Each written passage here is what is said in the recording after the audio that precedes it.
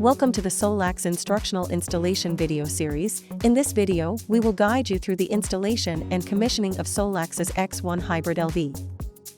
We will provide detailed step-by-step instructions to ensure the successful installation and commissioning of Solax's X1 Hybrid LV. Before installation, we kindly request that you take a moment to read the X1 Hybrid LV installation guide and familiarize yourself with all the warnings and caution notes.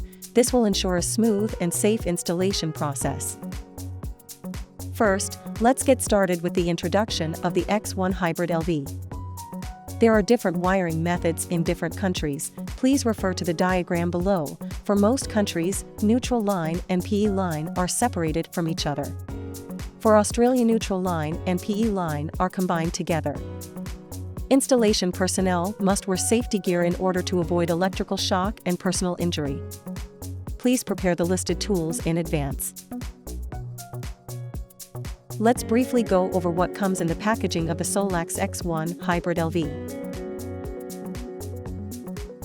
Now, let's have a look at the physical appearance and dimensions of the inverter. Familiarize yourself with the location and function of each port before connecting it. Do not connect the cable to the wrong port. To ensure a proper installation, please follow the guidelines. Firstly, please avoid direct sunlight, rain exposure, and snow accumulation. And select a location away from flammable materials and antennas. It is recommended to install an awning or cover over the device to protect it from damage. Secondly, the ambient temperature should be between -25 degrees Celsius and +60 degrees Celsius, and the humidity should be within 0% to 100%. Also, the device has IP65 ingress protection. Remember to avoid installing the device at altitudes exceeding 3,000 meters. Please reserve at least 30 centimeters of space when installing the inverter for heat dissipation. It is recommended to install the inverter more than 100 centimeters above the ground. Now we'll move on to the wall mounting process. Start by fixing the wall bracket to the wall, and remember to drill the holes at a minimum depth of 80 millimeters. Next, lift up the inverter with 2 persons and hang it on the wall bracket. Tighten the fixing screws on both sides of the inverter to the bracket.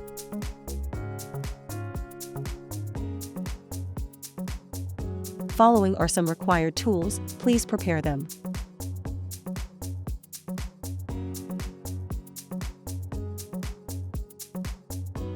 Use a wire stripper to strip approximate 7 millimeters of the cable.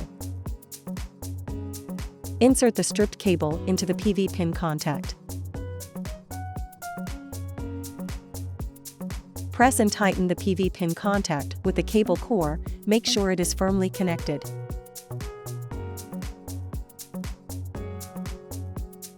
Insert the cable into the PV connector until a click is heard.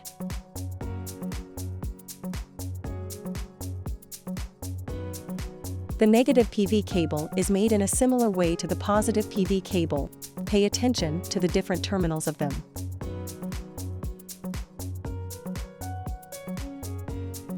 After the PV cables are completed, use a multimeter to measure the voltage between positive and negative PV connectors. Make sure the open circuit voltage does not exceed the input limit of 500 volts. Finally, insert the PV cables into the corresponding positive and negative ports of the inverter.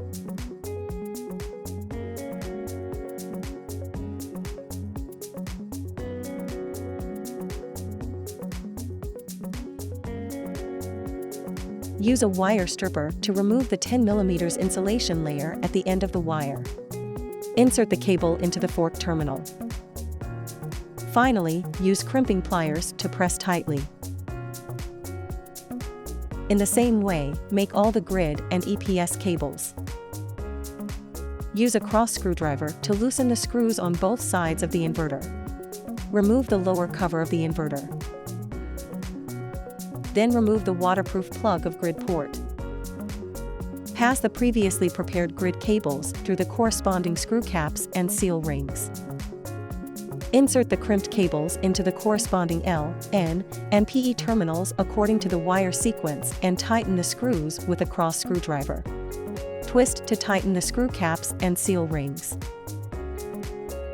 The connection of EPS port is similar to the grid port.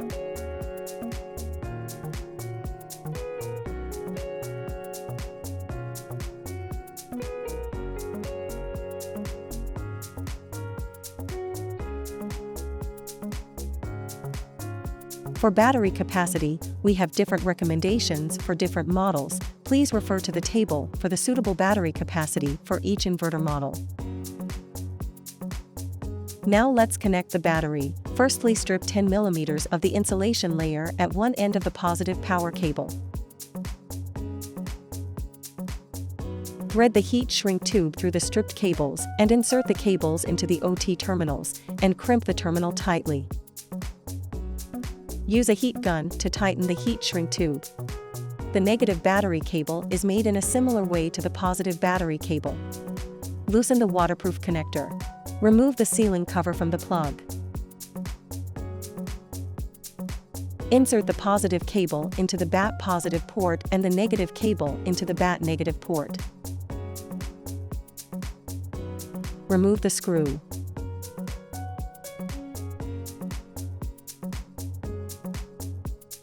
Fix the power cables to the corresponding battery connectors, then use a cross screwdriver to tighten the screw. Twist to tighten the seal rings.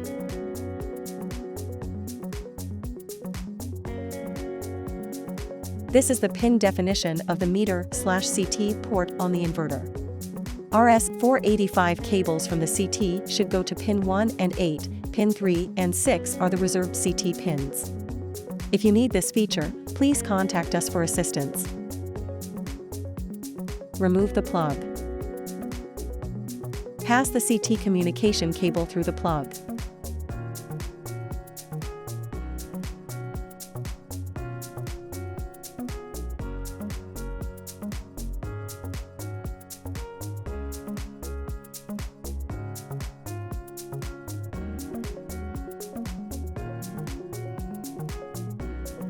Connect the RJ45 connector to the meter CT port of the inverter, then tighten the waterproof screw. Connect the other end of the cable to the RJ45 coupler.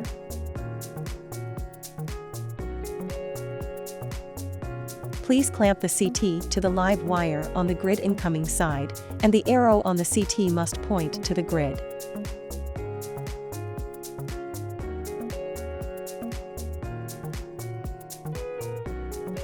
The CT can also be replaced by a meter. Now we will introduce the connection of the meter.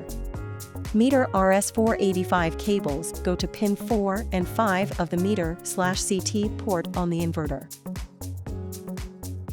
Pay attention to the port definition marked on the meter. After connecting the grid and inverter cables, insert the communication cable of the meter into the 24 and 25 communication ports.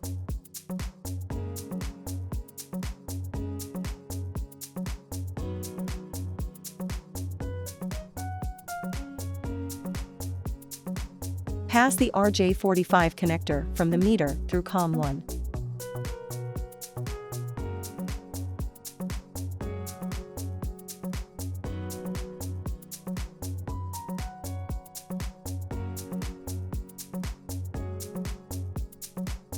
Insert the battery BMS cables into the corresponding ports. After the BMS communication between the battery and the inverter is finished, the battery will work normally.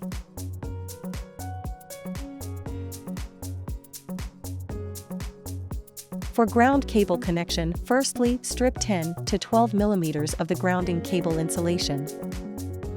Put on heat shrink tubing. Insert the stripped cable into the OT terminal. Crimp the OT terminal with a crimping tool. Then use a heat gun to shrink the tube so that it can be firmly contacted by the terminal. Finally, find the ground port on the body of the inverter and screw the ground wire on the inverter with a crosspan screw. Put the cover back to the inverter after the wiring is completed, then fasten the 2 screws on both sides.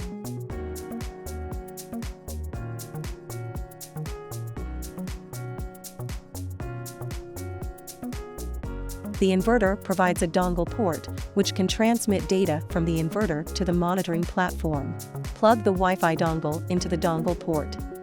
Remember to keep the QR code upwards.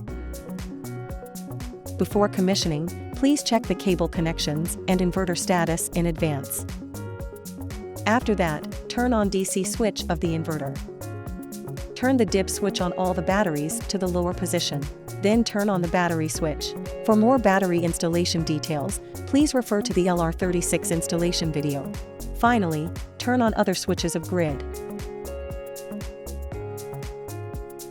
The main interface is the default interface. The inverter will automatically return to this interface when the system started up successfully or not operated for a period of time.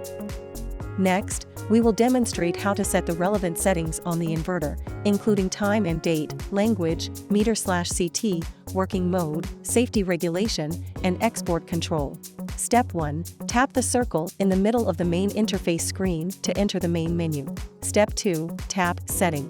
Step 3. Tap Basic Setting.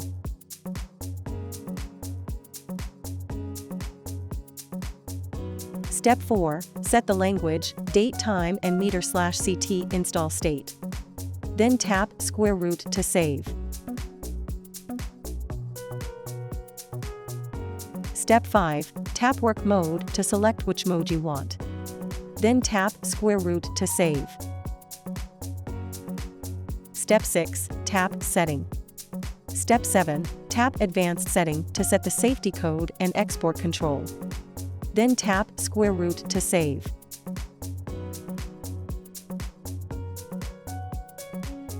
For more battery installation details, please refer to the LR36 installation video.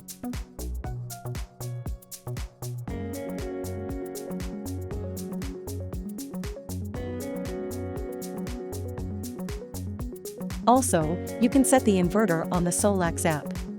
Please scan the QR code to download the app. Firstly, input the username and password to log in the app. If you do not have an account yet, click Create a new account in the bottom. Secondly, touch the plus icon in the middle of the page, fill in the site information to create a site, such as site name, size, location, etc., and scan the QR code of the pocket Wi-Fi to add the inverter. Next, configure Wi-Fi connection for the Wi-Fi module. For more information about the operation of Wi-Fi configuration, please refer to the Wi-Fi dongle video.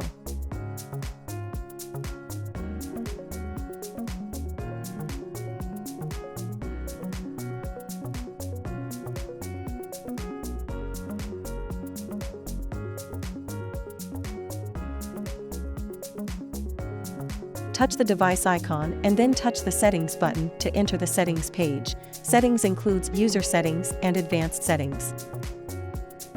Once you access the System On or OFF interface, you can remotely configure the system to turn on or OFF as desired. After entering into the Work Mode interface, you can set self-use, feed-in priority, backup mode, manual, peak shaving, schedule as follows. The default password should be set by Solax authorized installers. After entering into the User Settings interface, you can set the data and time firstly. The inverter provides multiple languages for users to choose. Here you can set safety code according to different grid-tied standards. Please refer to the table for some main codes.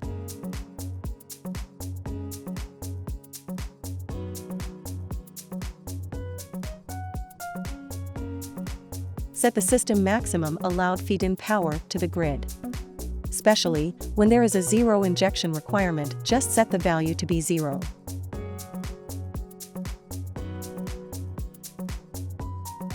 By default, the inverter is set to CT, change to meter if the inverter is connected to a meter.